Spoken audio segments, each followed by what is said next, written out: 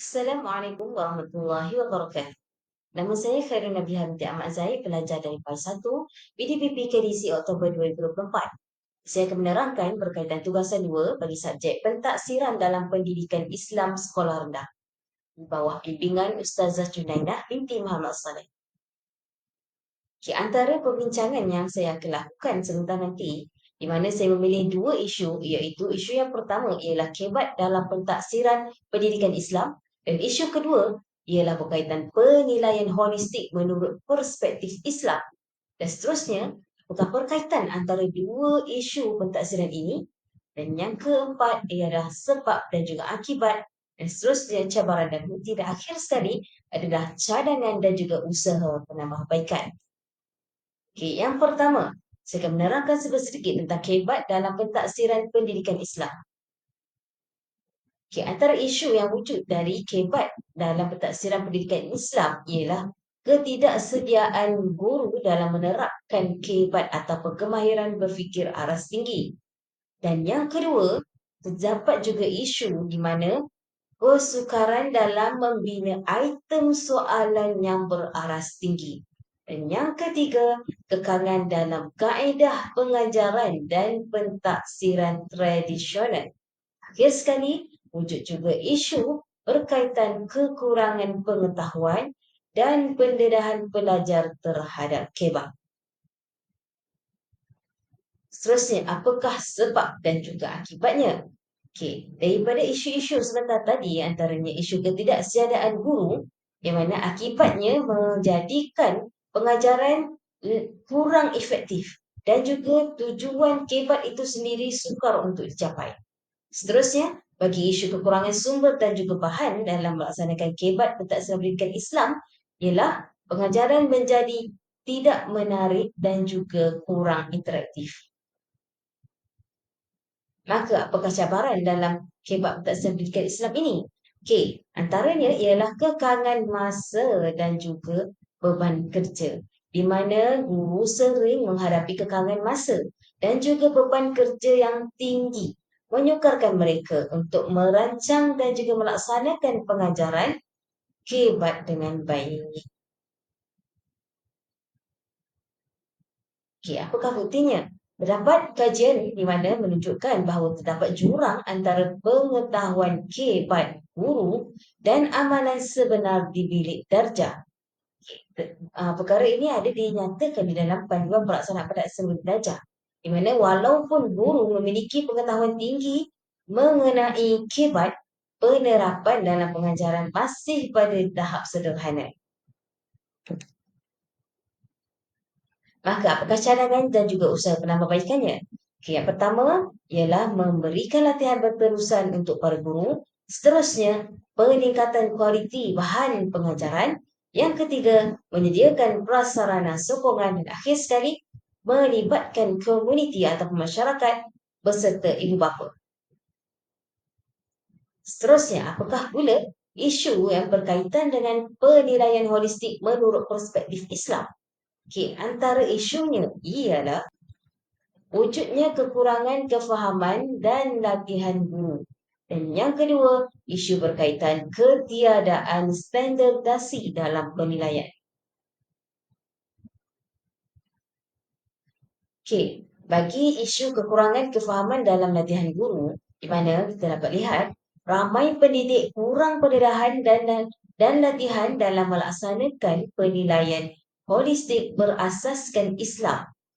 Akibatnya ialah penilaian cenderung tertumpu kepada aspek kognitif semata-mata. Iaitu di mana mereka akan mengabaikan perkembangan emosi dan spiritual pelajar. Manakala bagi isu ketiadaan standardasi dalam penilaian pula,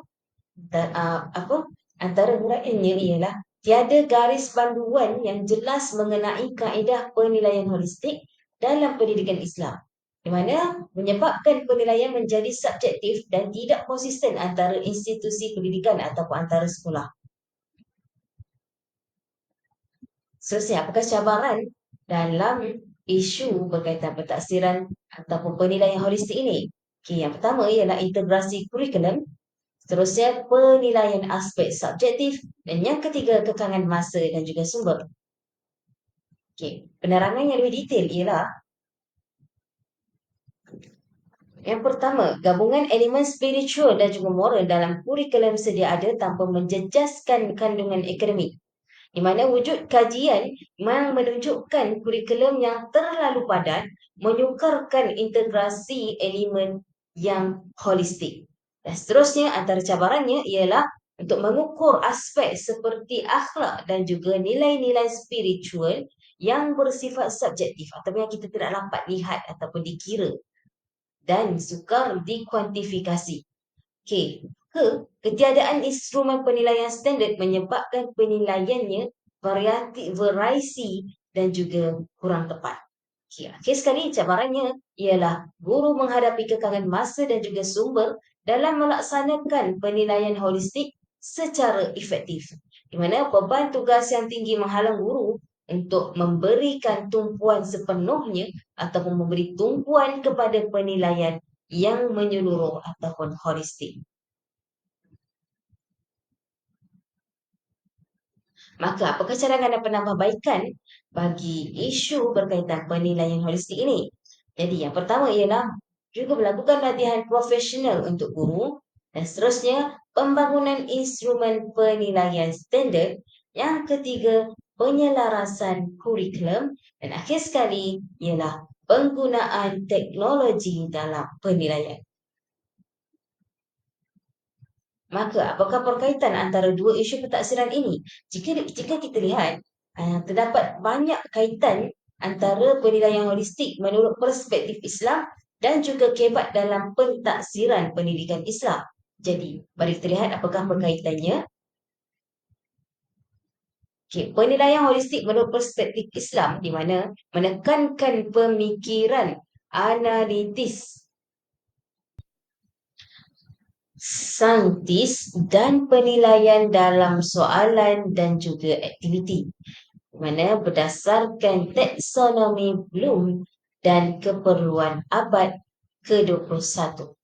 Okey, dan seterusnya, bagi kemahiran berfikir aras tinggi ataupun kebat, yang mana ia menilai pelajar secara menyeluruh dari segi akal, jasmani, rohani, emosi dan juga sosial. Mana berdasarkan nilai-nilai Islam dan keseimbangan insan. Di mana melibatkan aspek akhlak, ibadah, sahsiah dan juga melibatkan aspek kognitif aras tinggi. Maka, kedua-duanya sangat berkait rapat di mana kebat adalah sebahagian daripada penilaian holistik khusus dalam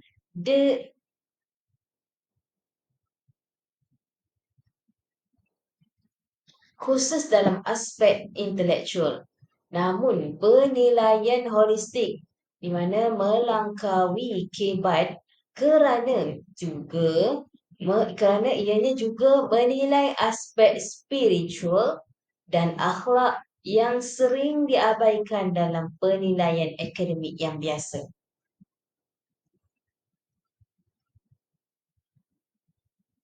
Maka, apakah isu? Mari kita tengok kaitan antara isu penilaian holistik dan juga isu kebat.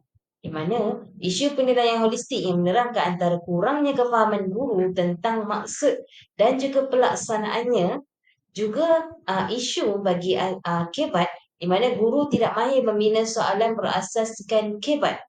Di mana perkaitannya ialah wujudnya kekurangan latihan dan juga pendedahan profesional menjadi cabaran utama untuk kedua-dua isu ini.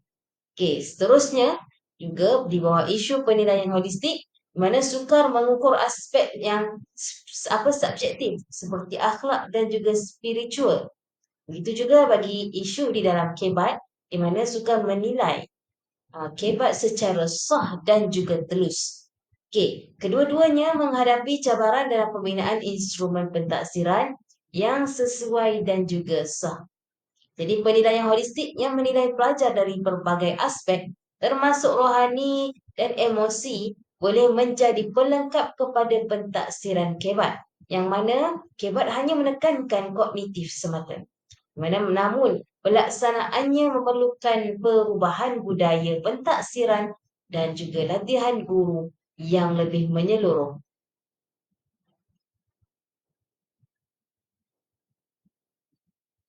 Maka, apakah pula bukti kajian dan juga implikasinya?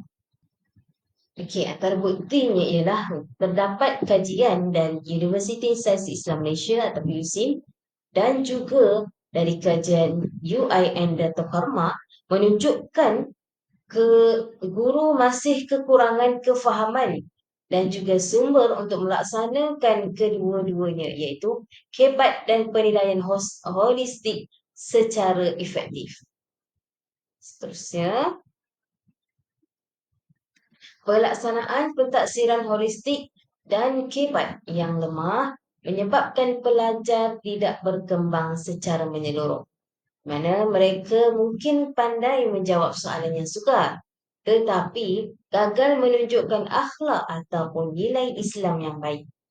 Kesannya, jika kedua-dua aspek ini tidak ditangani ataupun diselesaikan dengan serius, mana sistem pendidikan Islam mungkin melahirkan pelajar yang tidak seimbang dari segi ilmu dan juga akhlak. Di mana antara target utama untuk melahirkan manusia atau murid yang syumul ialah kita ingin mereka bukan sahaja bijak dari segi ilmu, tapi juga mempunyai akhlak yang baik.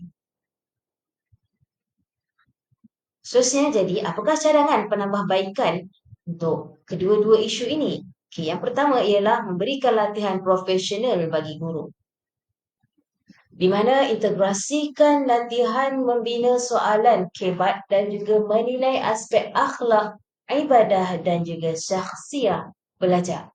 Seterusnya, kurikulum yang lebih fleksibel dan juga bersepadu, mana menggabungkan kebat dalam setiap bidang pendidikan Islam seperti akidah, ibadah, maupun sirah dan nilai holistik.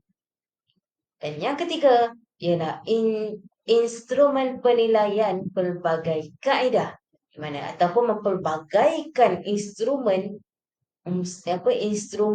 penilaian. Contohnya menggunakan portfolio ataupun pentaksiran lisan ataupun rubik akhlak, pemerhatian berstruktur untuk menilai kedua-duanya iaitu kebat dan juga nilai holistik.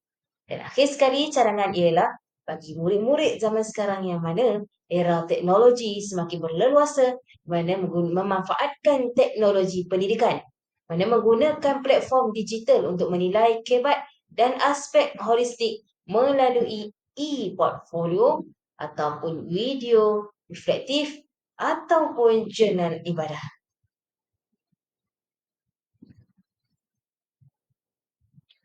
Jadi kesimpulannya, penilaian holistik dan kebat adalah dua komponen yang sangat penting di mana saling mendukung dalam mentransformasikan pendidikan Islam kontemporari. Walaupun berbeza dari segi fokus atau matlamatnya, satunya menilai secara menyeluruh dan satu lagi adalah menilai kemahiran berfikir. Kedua-duanya saling melengkapi sebenarnya. Jika digabungkan dengan baik, mereka mampu melahirkan pelajar yang bukan saja cerdas mindanya, bahkan juga tinggi syakhsiahnya dan juga mampu berdaya saing dalam dunia moden. Di samping tetap teguh dengan nilai-nilai Islam dan juga imannya teguh dan juga kuat. Maka sekian sahaja daripada saya. Terima kasih atas masa yang diluangkan. Syukran jazilan. Assalamualaikum warahmatullahi wabarakatuh.